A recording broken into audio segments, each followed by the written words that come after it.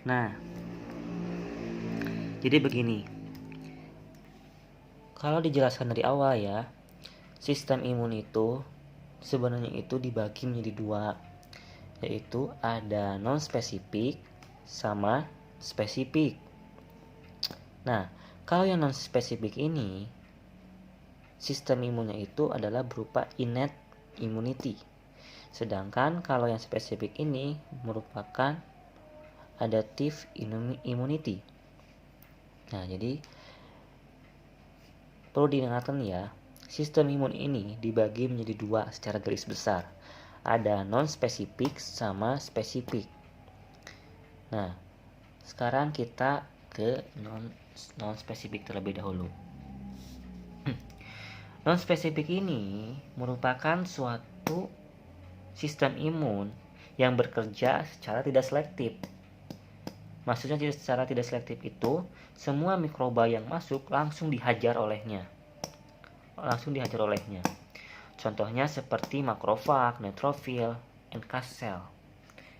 Nah, bagaimana sih mekanismenya? Langsung saja ke alurnya.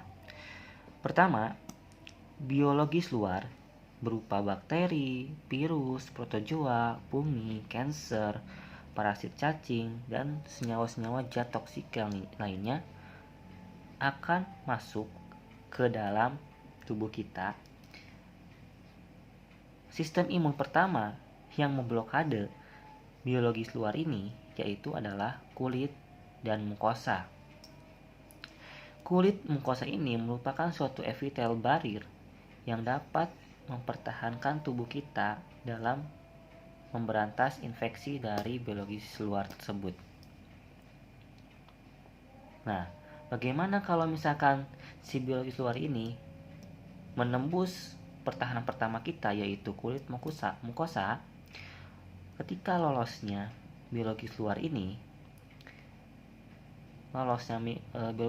terhadap kulit mukosa ini, tenang, masih ada lagi pertahanan kedua kita dari innate immunity, yaitu adalah makrofag dan neutrofil.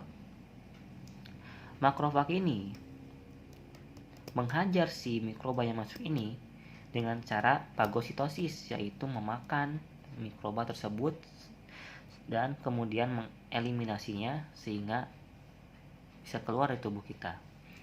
Nah, kalau neutrofil ini sama seperti halnya makrofag, seperti itu ya, sama seperti makrofag cara kerjanya itu.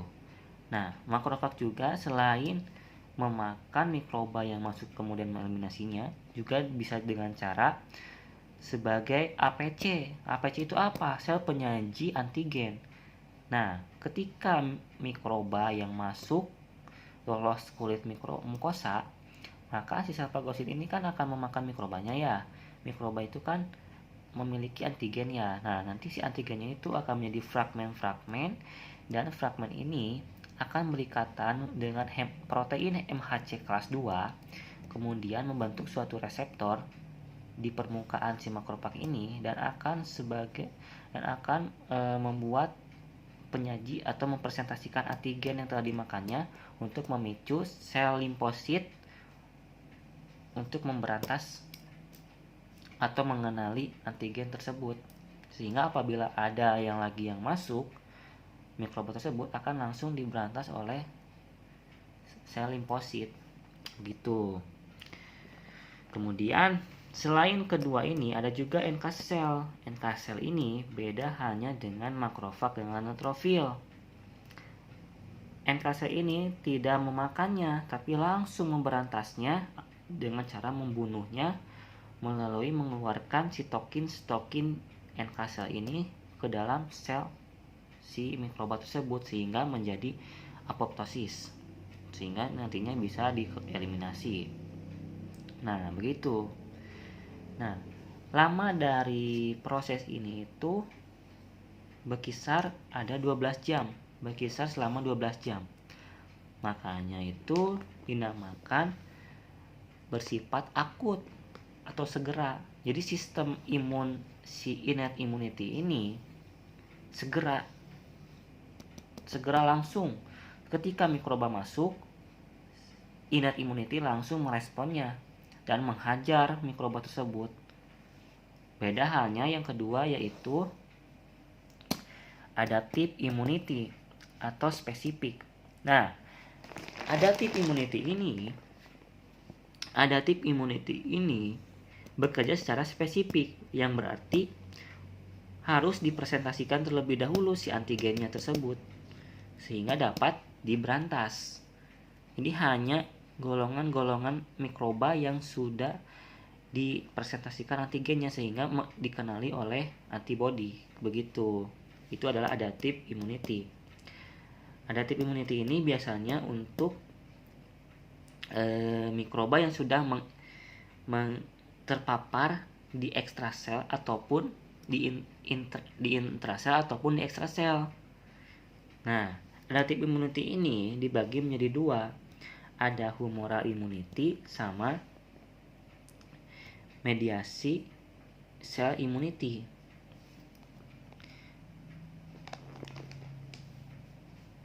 Nah, yang pertama saya akan menjelaskan tentang humoral immunity. Humoral immunity ini merupakan suatu adaptive immunity yang bekerja secara spesifik dalam memberantas mikroba yang telah masuk atau terpapar di dalam tubuh kita. Nah, humoral immunity ini akan memberantas mikroba yang seperti apa? Mikroba yang berada di ekstraseluler. Nah, setelah masuk ya si mikroba itu masuk ke pertahanan pertama itu. Pertahanan pertama itu adalah innate immunity ya. Berhasil lolos dari ini itu, dari innate immunity itu. Masih ada ini pertahanan selanjutnya. Nah, kalau yang ini pertahanan selanjutnya itu adalah humoral immunity yang masih di ekstraseluler atau di luar sel. Nah, siapa sih yang memberantasnya mikroba ekstraseluler ini? Yaitu sel limfosit. Sel limfosit seperti apa? Sel limfosit B. Jadi yang berperan dalam humoral immunity ini adalah limfosit B. Bagaimana mekanismenya? Mekanismenya itu dengan cara ketika mikroba masuk menembus pertahanan pertama kita yaitu innate immunity, maka si limfosit B akan aktif. Aktifnya itu seperti apa? Dengan cara mengsekresikan antibodi. Nah, setelah mengekspresikan antibodi ini, antibodi yang disekresikan oleh limfosit B akan berjalan di saluran darah dan menempel pada antigen. Setelah menempel pada antigen, nempel, maka akan memblokade gerakan dari si mikroba tersebut sehingga tidak bisa menginfeksi sel-sel di dalam tubuh kita atau ke sel-sel yang normal di dalam tubuh kita. Nah, setelah nempel juga akan memancing atau merespon sel imun yang lainnya seperti makrofag. Jadi bisa dimakan kemudian dieliminasi kembali gitu. Jadi nantinya setelah ini menempel itu bisa mencegah infeksi dari si mikroba tersebut ke sel normal ataupun bisa merespon sebagai reseptor supaya si sel imun lain dapat memberantasnya gitu. Contohnya seperti makrofag gitu. Kemudian yang kedua ada sel immunity. Nah, sel immunity ini dibagi menjadi dua. Nah, dibagi menjadi duanya itu menurut apa? Menurut si mikrobanya. Nah, yang pertama yaitu sel immunity yaitu helper T lymphocyte. Nah, mikroba seperti apa sih yang bekerja yang dapat diberantas oleh helper T lymphocyte? Mikroba yang telah dimakan atau dipagositosit oleh makrofag. Jadi gini nih.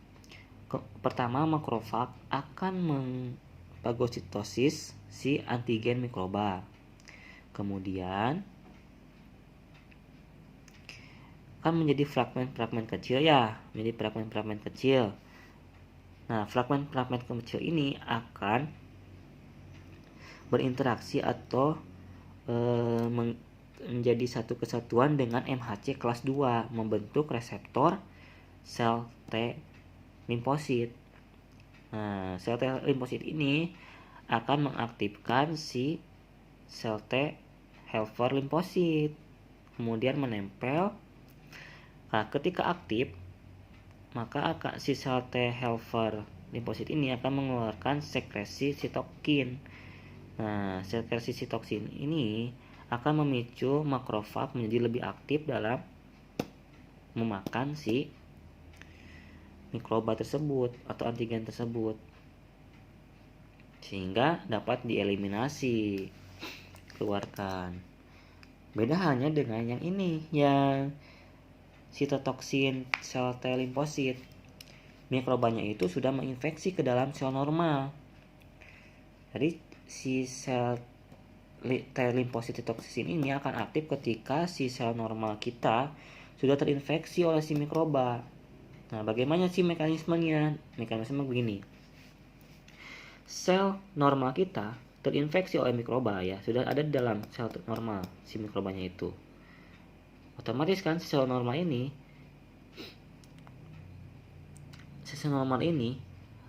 akan berusaha memecah ya, akan memecah menjadi fragmen-fragmen kecil si mikrobanya itu dengan adanya proteasom. Jadi dalam sel normal ini memiliki proteasom. Proteasom ini berperan dalam memecah antigen menjadi fragmen kecil ketika si mikroba telah masuk ke dalam sel normal kita. Ketika sel normal ini oleh proteasom sudah mengubah antigen menjadi fragmen kecil, maka si mikroba di dalam si antigen di dalam sel normal itu atau sel normal yang terinfeksi itu akan berikatan dengan MHC kelas 1. Nah, sama seperti halnya tadi, ketika MHC berikatan dengan fragmen-fragmen antigen akan menyebabkan timbulnya reseptor sel T. Tapi reseptor sel T-nya itu bukan reseptor sel T helper, melainkan sel T sitotoksik. Kenapa reseptornya itu menjadi sel T limfosit sitotoksik? Karena keadaannya itu si sel normalnya itu sudah terinfeksi. Berarti si mikrobanya itu udah ada di dalam intrasel. Nah, setelah mengeluarkannya reseptor sel T limfosit sitotoksik, maka si sel T limfosit sitotoksik ini akan menempel, kemudian akan menjadi aktif dengan cara mengeluarkan mensintesis sitokin masuk dan membuat si sel terinfeksi ini menjadi apoptosis atau pecah. Nah, barulah makrofag bisa memakan si penyebab penyakit tersebut atau si antigen tersebut, dapat dieliminasi gitu.